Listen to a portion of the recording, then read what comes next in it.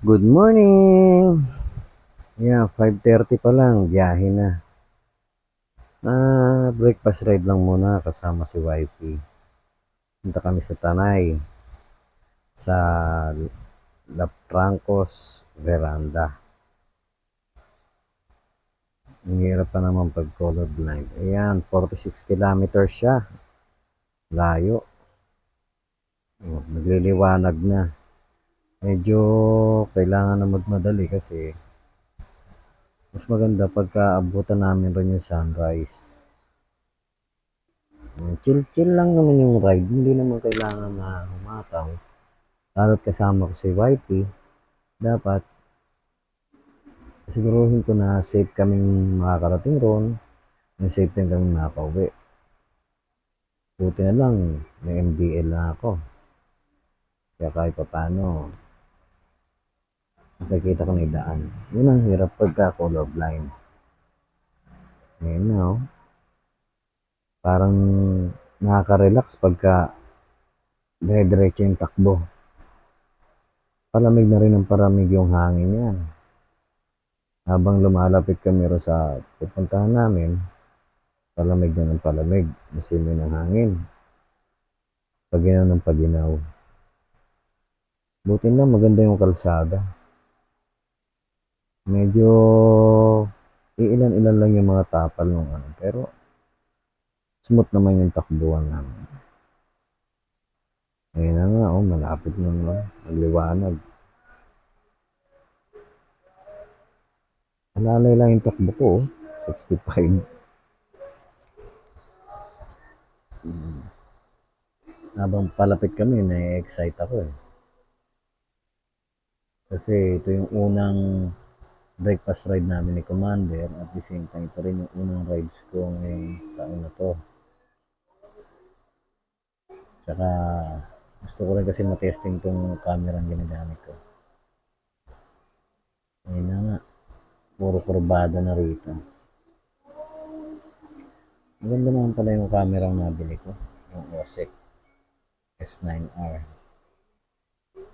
Malinaw naman, hindi na rin ano, hindi na rin talo sa presyo niya. Kumbaga sakto lang.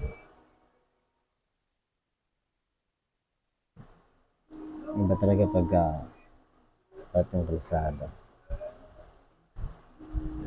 Sarap nakbo. Medyo makakatipid ka rin sa gas niya kasi tuloy-tuloy. Ang takbo ko, bagal lang. Ingat lang palagi. Masarap ng ganito. Kung pwede nga lang, everyday mag-rides ka. So, hindi naman pwede. Siyempre, kailangan natin magtrabaho. Ngayon na, totally liwanag na.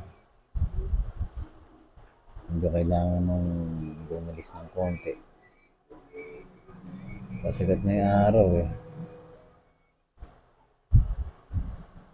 Yung malapit-lapit na rin siguro. Smooth na yung takbuhan. Gusto ko yung ganito eh, maraming kurbada. Kahit di ka bumangking, okay lang. Basta at least, mas may thrill pagka yung may mga kurba-kurbada.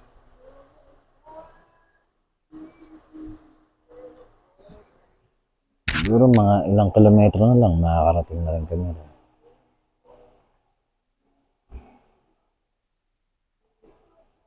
Sarap yun ng ano, sarap talaga ng hangin dito kasi sarap po na. Ayan, yung asawa ko, video naman dito sa likod. Pang rails phone na. Ayos lang. Importante, landing ka rin. Para mas close, tumatag. Ayun na nga, malapit na kami. May ilang kilometro na lang yan. Makakarating na kami sa target kong puntahan.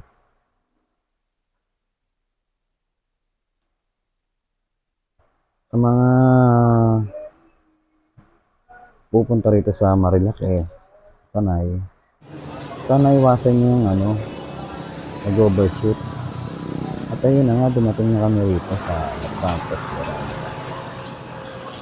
Ayan. Maganda rin naman ang view. Inabot pa rin namin kahit pa paano sunrise. Dito yung mga bundok.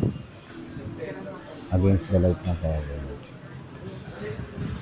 Ayan. Okay naman yung place. Sobrang ginaw nga rito. Dami talaga, para ka na rin nasa Tagaytay o Baguio. Kaya na nga yung sunrise. Yung hinahabol kong abutan. Tayo naman kasi magandang pwesto kung di namin makikita magandang view. Asawa ko, mag-isip na.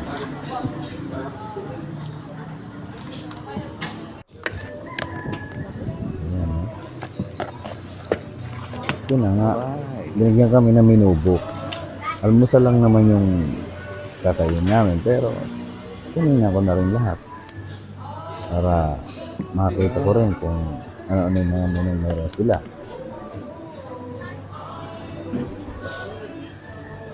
Ayan.